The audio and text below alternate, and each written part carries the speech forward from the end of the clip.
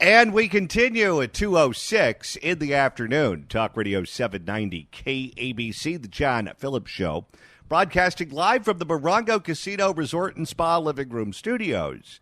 Mr. Randy Wags at the sports desk in Culver City. John, here's even more sound of Vice President Kamala Harris emasculating her husband. And it was sports at its best. I'm sure all of us watched that game. There were thousands of people at the game that night and millions more watching on TV as Doug's team, the Sparks. Let him live, let him live. Beat the Mercury 94-71. You're welcome. Okay, we know that politicians like to pander, and we're familiar with how many people are in the stands at WNBA games and how many people are watching them on television. What do you think the odds are that her husband is a huge WNBA fan? 0. I think you're right. Maybe overestimating. He is there just to be her punching bag. 800-222-KABC is the telephone number, 1-800-222-5222. It's a pleasure to welcome our next guest to the program. You can follow him on Twitter at The Armed Liberal. The Armed Liberal himself, Mr. Marc Danziger. Welcome. Hey, John. How are you? I'm good, and I'll be a whole lot better in about 52 minutes because that's when the weekend starts for me. I've got a little longer than that, but not bad, not bad. All right. Well, it's been a very busy week with political news, so let's go ahead and get to the top story, and that is former President Donald Trump and others affiliated with his 2020 presidential campaign had to turn themselves into a courthouse in Fulton County, Georgia. They posted bond. They had their mugshots taken. They were released. And, Mark, at the beginning of the show, I told a story about a conversation I had with a friend of mine whose family used to be part of the government in Venezuela. And when Hugo Chavez took over, his family members were either run out of the country, put in prison, or physically put in danger by the new regime. And he said, elections down there don't work the way elections up here work. If you don't win the election, you might go to prison. That's just how things are done in certain countries. And he said, trust me, you never want to be anything close to that because the final chapter to that book is not a chapter you want to live through or even read.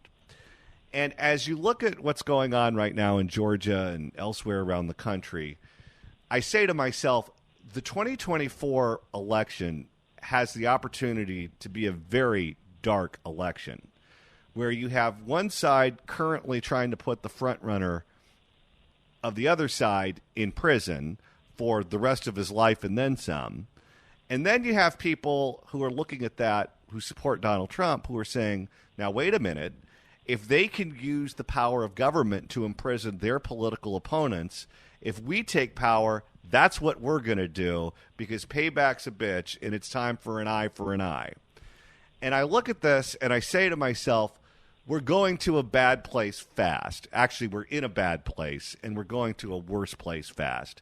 Your thoughts? Boy, I wish I could disagree with you, because I'd be much happier. But my bar is downstairs, and the whiskey's far away. It seems to me that the people I've talked to about this latest one, the latest round of Trump legal jeopardy, always look at it through this extremely partisan prism. And the people who are kind of inherently Trump supporters are just apoplectic.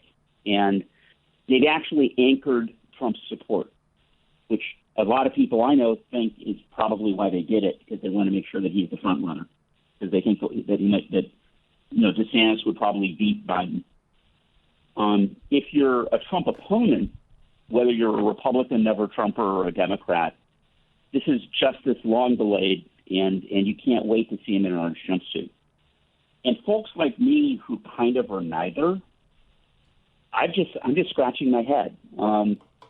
I am not a lawyer, although I've spent a lot of money on lawyers over my professional career, and I talk to a lot of lawyers, and I know a lot of lawyers. So I'm not going to pretend that I can judge with any professional exactitude the merits of the cases they're bringing against him. But I know two things, and one of them is that everything they've thrown at him so far has failed. Right, all of the legal nonsense that Trump has faced up until today, in the face of what sure looks like massively incompetent representation, right, of the lawyers who represent him, has ended up with a goose egg.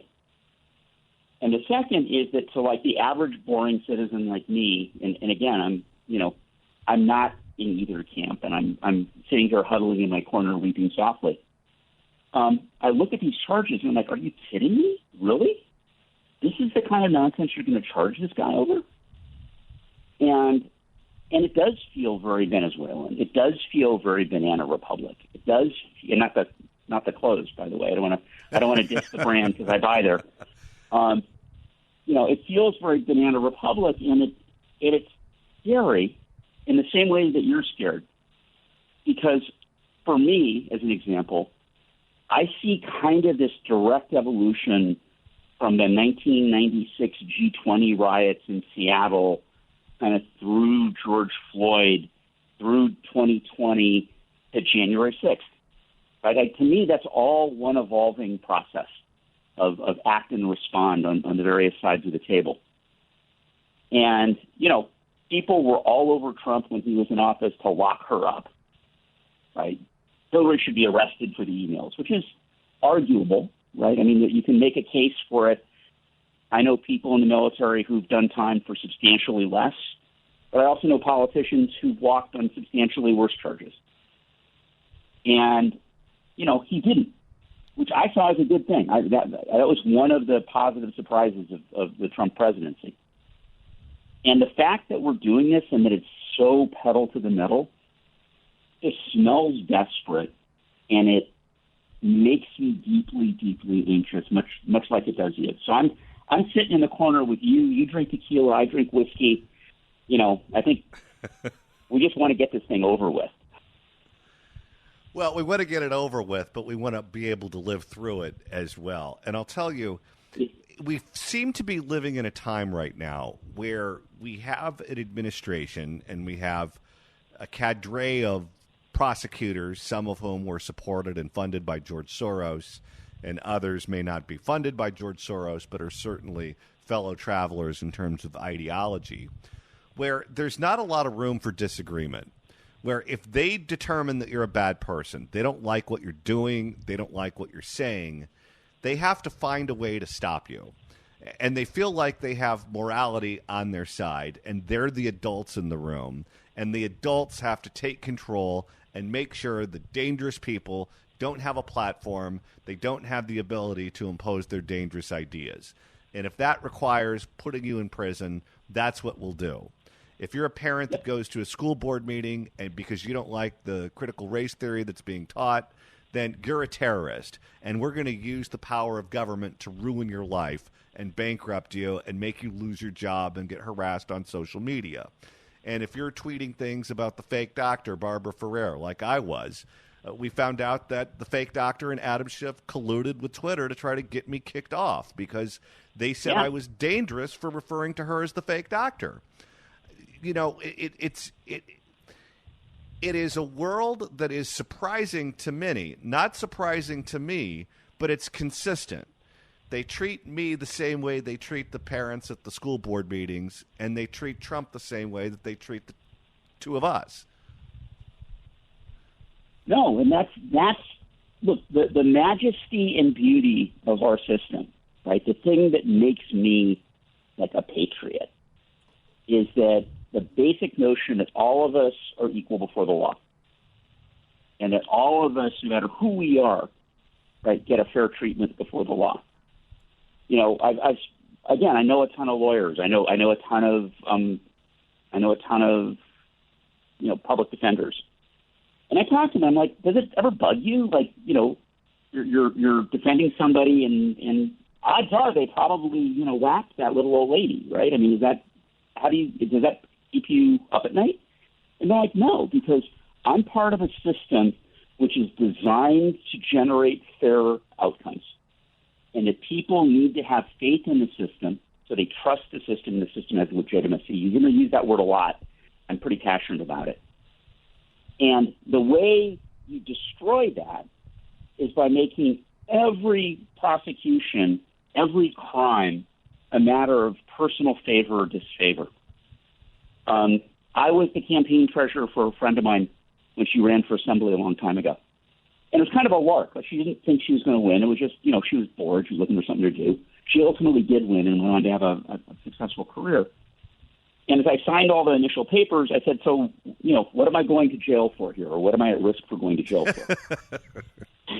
I just did. And her campaign manager, who's the super experienced guy who's been on the block 90 times, said, look, the only thing you can do is what we do, which is you have top-notch accountants who sign off on it, and you are responsive and correct when you're challenged. And he says, we're absolutely going to violate campaign finance law because the way the law is written, you can't run a campaign without violating it. It's so complex and contradictory and messy. And that's true of all our laws right now. There's a great line about if everyone commits a felony a day, or I think I want to say it's Stalin's old line or Berea's old line, show me the man and I'll show you the crime. And if we went through your background or my background with the kind of fine-tooth comb people have gone through Trump's background with, we'd get indicted. And there's got to be people all over the country who are looking at that, and they're sort of going, wait, I thought the law was kind of fair and equitable and even, and it doesn't feel that way to me. And people like me fought to make the law equitable. We fought because certain people were kind of kept out of the courts. And this has been, longer than I've been alive. But, there was a time not that far in the past where black people or Latino people or Asian people who had charges against them didn't get treated by the courts fairly. And we all agreed that was horrible and wrong, and we fixed it. And I'm proud of that. My generation, right, is part of the generation that sort of put a bow on that and sort of wrapped it up. And we deserve to take a bow for it. But the reality is, did we do that just so we could wind up with something that says, oh, sorry, on one side, you're not flying enough flags on the front of your house, whether they're American flags or pride flags or whatever, but both sides are going to say that to you, right? The right's going to go, wait, where's your American flag? I'm not sure you deserve, your rights under the law. The left is going to go, wait, where's this month's cause flag, whether it's Black Lives Matter or Pride? Why we don't think you deserve equality under the law. And worst of all, we're doing it against people who speak. My feet are utterly set in stone on the issue of freedom of speech. People get to say anything that is not actual incitement and not an actual direct threat to go harm someone. I don't care if it makes you uncomfortable. I don't care if it makes me uncomfortable. Sticks and stones break my bones, but I'm never going to get hurt if somebody says something mean to me. And the whole idea that words are violence and that we're going to silence people because, they're sharing misinformation, which later turned out not to be misinformation, by the way. I'm cross-eyed with anger at the public health community over what they did during COVID. Because what they did was take all of their credibility, wheel it out on the front lawn, pour gasoline on it, and set it on fire. And if they had designed a process to do that, they would have done exactly what they did. And we need a public health community. We need a public that trusts the people trying to keep us all healthy and make our systems work. And somehow we've wound up with this group of people who believe they can use the power of the state instead of actual competence and trust. Anyway, I'm ranting. Well, you can tell I agree. Your point is taken. Everything has been weaponized. The public health community has been weaponized. The FBI has been weaponized. The Department of Justice has been weaponized. The CIA has been weaponized. The IRS has been weaponized. All of these institutions who rely on the consent of the governed to look at them and say, okay, I may not like what they're doing, but they're playing it as straight as they can. it's now obvious that they're not playing it straight. And once you lose the consent of the governed, and once the people are onto your ulterior motives, that's not good for those institutions. They may think that it doesn't matter because they're bureaucrats and they can't be fired and they have government pensions and civil service protection and those sorts of things. But if the people that you exist to serve do not trust you, that is bad news for you and your organization in the long term. So a guy named Robert Peel back in the, I think, 19th century in London invented modern policing. And I'm involved in my local city's kind of police, kind of like chief, advisory board thing. And I've been studying a lot about policing. And Peel came out with a set of principles for policing. And one of the principles is you have to have the consent of the people and cooperation of the people you're policing, or you can't do your job. And one of the differences between, say, Italy in the 1970s in the United States is that no Italian trusts the government. It's a super low-trust society. They don't trust each other very much. And as a result, nobody pays taxes, and everybody cheats on everything, and everything is difficult because I have to build in all these protections against being cheated. Here, for most of my life, we've trusted the government. I believe that when the IRS sends me a letter and I owe them money, I owe them the money. I just write them a check. I believe that if the police stop me, they have a reason to stop me, and I need to explain myself. We're burning that down. And we've built a bunch of narratives around the government which terrify me, because at the point where the legitimacy really collapses, where the rubber really hits the road, it's going to be massively, massively ugly. And, I know some people cheer that on. There are people on the left and on the right that are like, yeah, let's go. Wahoo. Right? And they're nuts. And the average person in America wants an orderly government that's competent, that can keep the roads working, that makes sure there's water coming out of the tap and the toilets flush and the lights come on. They want to make sure that their kids have good, safe schools to go to. They want a reasonable assurance that they're not going to get hit over the head and robbed on their way to the store or to work. They want to see a government that takes care of people who are having trouble. They want to see, the basic. If you got us all in a room and talked to us, we kind of agree on 85% of what's out there. And somehow that stuff is just off the board. We're not talking about competence. We're not talking about any of this. We're talking about a bunch of just sort of virtue signaling flags that we have to fly every day. Again, on the right and on the left. Trust me, this is not aimed entirely at the Democratic Party. And if we don't fly that flag that day, well, citizen, why are you not demonstrating your patriotism and your commitment to the great government and the party? What the hell is this? How do we roll it back? We roll it back by getting grown-ups together to say, don't do this, this is dumb. Stop it. And we need to basically be the grown-ups in the room and, find others for support so we're not standing there by ourselves, and say, we're tired of this. We want you to be the government we expect you to be under the law. Go do your job, and if you don't want to do your job, do something else. Why doesn't Joe Biden come out and say that to these prosecutors? He knows the Soros prosecutors and the people who are bringing these charges up against Donald Trump have an axe to grind. He knows the damage that could be done to this country. He could not only help prevent a lot of problems from happening, but he could also benefit politically if he seems to be above it. But he's not doing that. I don't get it. I don't know if you saw this, but the federal government just filed charges against SpaceX because it doesn't hire refugees and people who don't necessarily have a legal right to work in the U.S. And that's out of Department of Justice. And so someone in the Department of Justice signed off on the idea that this would be a good thing to do today. And I cannot believe that any adult with a sense, with any common sense at all, would have approved that. So there's got to be some group of people who are kind of running the show while Biden, drinks milkshakes and eats ice cream. And these people think this stuff is a great idea, and they think they're playing four-dimensional chess against everybody else. And in fact, they're burning the system down. And we should find them, name them, and drive them out of government.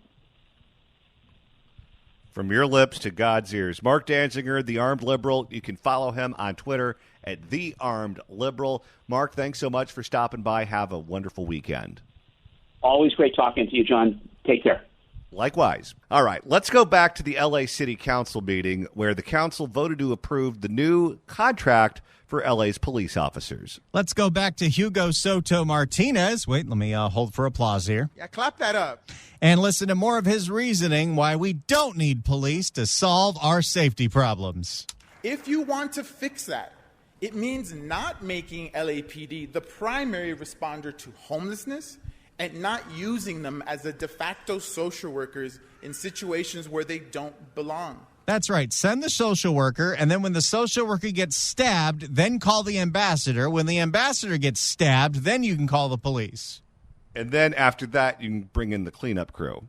Our city budget is similar to our household budgets. If we put money in one place, it means we won't be able to put it in another. Why is he talking to us like we're 5? I do feel like he's a kindergarten teacher. Our city Well, that's probably the only job he's qualified for. Our city budget is similar to our household budgets. If we put money in one place, it means we won't be able to put it in another. Putting this much money into an incorrect system of public safety. What? Okay, I will give him credit for this. If you're speaking to the LA City Council, it may be a good idea to craft your words as if you're speaking to people who've suffered brain damage. Into an incorrect system of public safety means we will not be able to fill the other basic needs that we desperately need. 22 other departments have a higher vacancy rate than the LAPD, and they're not getting nearly as many resources as this department. Yeah, but you know what? We don't really feel it when you have a lack of parking enforcement officers. When you have a lack of police officers, you feel it every day. Do you think he's just winging this, or do you think that this was a speech written by staff and people read through it and looked it over and said, yeah, this looks like a good idea? Oh, no. It looks like it's well thought through. This was completely written because he tweeted this out in a long-ass paragraph the day before, and then he said this exact same speech on the steps of City Hall, and then he said it here. This is the third time he's recited this crap. It's his A material. I know way too much about these people. 22 other departments have a higher vacancy rate than the LAPD, and they're not getting nearly as many resources as this department. My colleagues, the next time we hit a recession, a spending crisis, or a budget shortfall, we will all look back at this vote. We will know that this is the reason why we say we can't do it or we don't have enough money. Wait, now he's saying if we give the police what they deserve so we can keep them, we won't run off a fiscal cliff? What? Okay, let's take this logic and apply it to LAUSD. Imagine one of them saying, you know what? We gave the teachers and Cecily Bayard Cruz a raise, and now we won't have the money to seismically retrofit our buildings. We won't have the money for music and art programs. We won't have the money for athletics. We won't have money for seatbelts on the buses, and we won't have money to pay out lawsuits after the teachers get caught molesting the kids. Well, Hugo wouldn't have that opinion. He was out there marching with the teachers. Get that money! Instead, we have a chance to transform our public safety system into something that works for everyone. Yeah, where's the proof that it would work? No, it works for criminals. Not everyone, maybe every criminal, but not everyone. This is a giant slush fund game. They want to take all this money that's reserved for police officers and put it to their special projects with their nonprofit friends. Like our constituents demand, and that's something everybody has said up until this point. I don't want to sink our ability to fund progress, so for that reason, I urge you to vote no. And luckily, John, 12 members of the city council did not listen to a word this jackass said. And that means they lost, what, 2 of the lunatic block. They lost Katie Yaroslavsky, and they lost Marquise Harris Dawson. That's right. Okay. So they couldn't even keep their own coalition together. And we're not even sure which coalition Imelda is in right now, but she did vote yes for this. Man, that speech was weird. Now, do you think everything was calm and quiet when the vote happened? Of course not. The matter is now before us. On this item, let's open the roll, close the roll, and tabulate the votes. 12 ayes, 3 noes. Very good. Thank you very much. That will bring up... Where's Janice Hahn when you need her? Very good. Thank you very much. That will bring up... That's your final warning. But as you could hear already from Paul Krikorian's voice, he's not taking this line down. Very good. Thank you very much. That will bring up... Okay. Mr. Reedy, no disruptions to the meeting. Oh, it's Jason Reedy, the guy that went and got into the fight with Kevin De Leon and the guy that brings his baby to the city council meetings, Father of the Year. He's a frequent flyer. Mr. Reedy, no disruptions to the meeting. Do these people have jobs? No. Mr. Reedy, no disruptions to the meeting. We still have work to do, Mr. Reedy. Don't disrupt the meeting. All right, well then you're ordered excluded from the meeting pursuant to Rule 12. And you'll be subject to Rule 7 as well. Leave the meeting immediately and silently. Jason Reedy, you're ordered to leave the meeting immediately and silently. We're getting to Janice Hahn territory now. Imagine showing up day in and day out to the city council meeting and doing that with your time. That's your final warning. Well, maybe he'd consider this daycare for the kid. Sergeants, if you can help Mr. Reedy to the door, please, so we can continue our work. Mr. Reedy, you need to leave the meeting. You're ordered excluded pursuant to Rule 12. Thank you. We heard you at the podium, Mr. Reedy. You're ordered excluded from the meeting. What do you think the sergeants that are there to protect the members of the city council think when they get ordered to shove an anti-police jackass like this out of the door? They're just rolling their eyes and going through the motions. There's another gentleman who's standing up in the podium. You are ordered excluded from the meeting pursuant to Rule 12. Sergeants, help this man find his way to the door, please. Leave the meeting and leave silently immediately. You're ordered excluded pursuant to Rule 12. Have a nice day. Have a nice day. You're ordered excluded from the meeting. Why is he thanking him and telling him to have a nice day? Oh, he's trying to say it sarcastically, but Krikorian's delivery has never been great. Have a nice day. Someone emailed us today and said that he used to be an actor. Paul Krikorian? Yeah. I don't know if it's true or not, but someone emailed us and said it. I got to get on the IMDb's. Paul Krikorian. And then IMDb. Paul Krikorian. He is best known. Well, there was a show called City of Angels where he played Paul Krikorian. Well, maybe he was in the movie Dangerous Minds and he was a substitute teacher screaming at the kids who were cursing about. That could be possible, too. I'm not seeing any acting career before his political career, so I don't know about that one. Okay. So he wasn't playing opposite Michelle Pfeiffer. Not as far as I know.